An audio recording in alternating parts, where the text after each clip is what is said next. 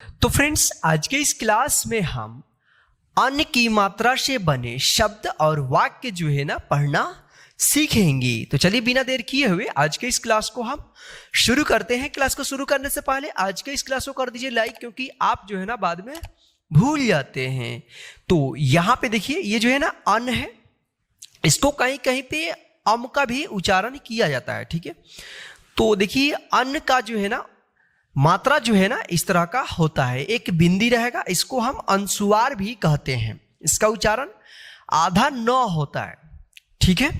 तो चलिए अब अन की मात्रा का प्रयोग जो है ना अक्षर पे करते हुए उस अक्षर का हम उच्चारण करना सीखते हैं। तो यहां पे देखिए, जैसे क है, क पे हमको अन की मात्रा का प्रयोग करना है, यानी अनुस्वार का प्रयोग करना है। तो देखिए कैसे शब्द बनेगा, देखिए क, और अन की मात्रा जो है ना अक्षर के ऊपर लगता है एक बिंदी के रूप में, इस तरह से।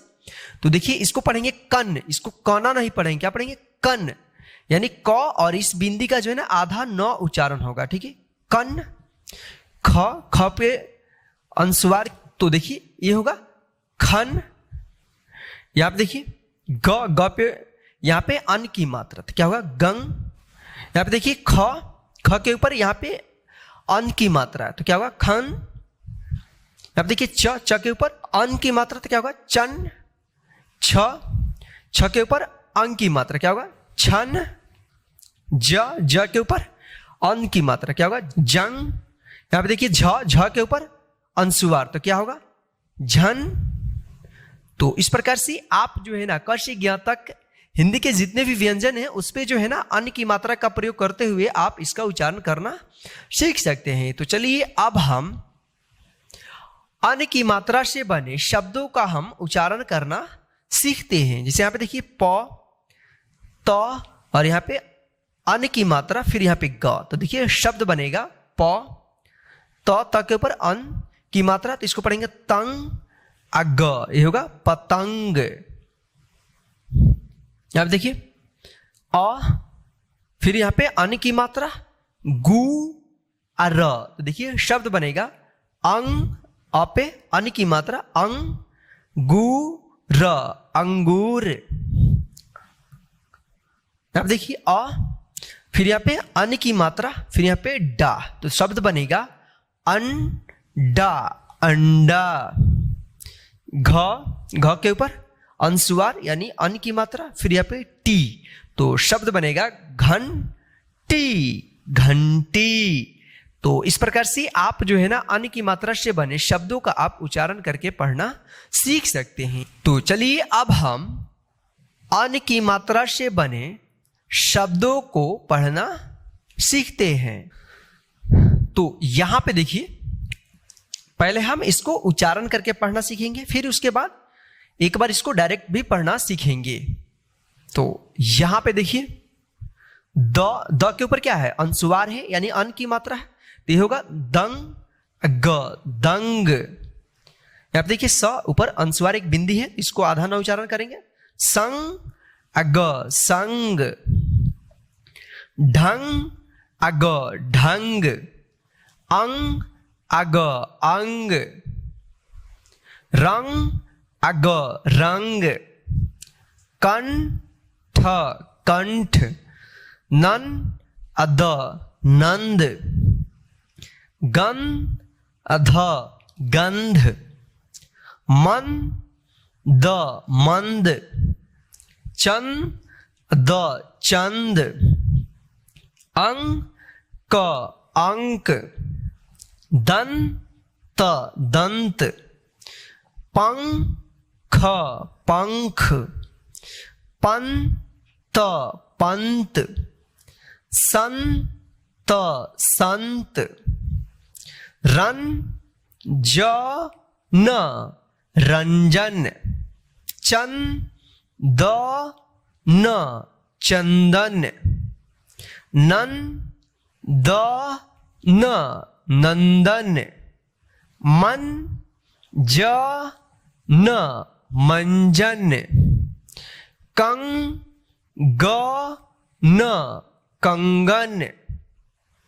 संगीन, न संगीन, दंगल दंगल, रंगीन रंगीन, मंगल मंगल, जंगल जंगल, घंटा घर घंटा घर, घोंसला घोंसला, कमंडल कमंडल, फिर यहाँ पे अनुस्वार है, सिंदूर सिंदूर, तिरंगा तिरंगा। तो इस प्रकार से आप जो है ना उच्चारण करके अन की मात्रा से बने शब्दों को आप पढ़ना सीख सकते हैं। तो चलिए अब हम इसको एक बार डायरेक्ट पढ़ना सीखते हैं। देखिए, दंग, संग, ढंग, अंग, रंग, कंठ, नंद, गंध, मंद, चंद, अंक, दंत, पंख, पंत, संत, रंजन, चंदन, नंदन, मंजन, कंगन, संगीन, दंगल, रंगीन, मंगल, जंगल, घंटाघर, घोंसला, कमंडल, सिंदूर, तिरंगा। तो आप जो है ना इस तरह से बिना उच्चारण करके यानी डायरेक्ट पढ़ना आप सीख सकते हैं। तो चलिए अब हम अन की मात्रा से बने वाक्यों को पढ़ना सीखते हैं। तो यहां पे देखिए, आज मंगलवार है। देखिए वाक्य जो है ना डायरेक्ट पढ़ना सीखेंगे। यदि आपको डायरेक्ट पढ़ने में प्रॉब्लम आ रही होगी तो आप इसको एक बार क्या करना, उच्चारण करके पढ़ लेना, फिर उसके बाद डायरेक्ट पढ़ना सीखना। ठीक है, तो क्या है यहां पे, आज मंगलवार है। रंजन और बसंत मंदिर जा रहे हैं। मंदिर में शंख और घंटे बज रहे हैं। पंडित जी आरती कर रहे हैं। पंडित जी ने आरती के बाद सबको संतरा दिया। मंदिर के बगीचे में बंदर बैठे हैं। बंदरों ने रंजन के हाथों से संतरा छीन लिया। वह बंदरों को देखकर दंग रह गया। तभी बसंत ने डंडे से उन बंदरों को भगा दिया। फिर वह दोनों घर आ गए।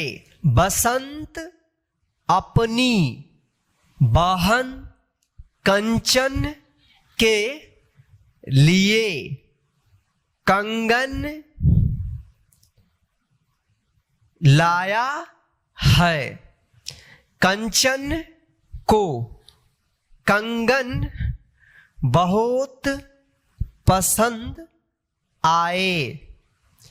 कंगन पाकर कंचन बहुत खुश हुई।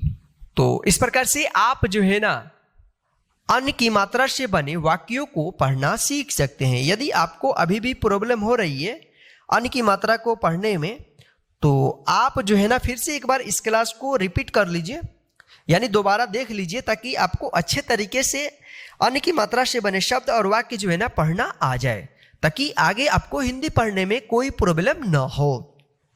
और आज के इस क्लास को लाइक करके अपने सभी फ्रेंड्स को शेयर कर दीजिए, ताकि वे भी घर बैठे आसानी से इस क्लास के माध्यम से हिंदी पढ़ना सीखते रहें। और आप चैनल पर नए तो चैनल को सब्सक्राइब करके बेल आइकन को ऑन कर लीजिए, ताकि मैं जब भी क्लास कराऊंगा तो उसका नोटिफिकेशन डायरेक्ट आपके मोबाइल पर मिलता रहे। जय हिंद, फिर मिलते हैं नेक्स्ट हिंदी के क्लास में।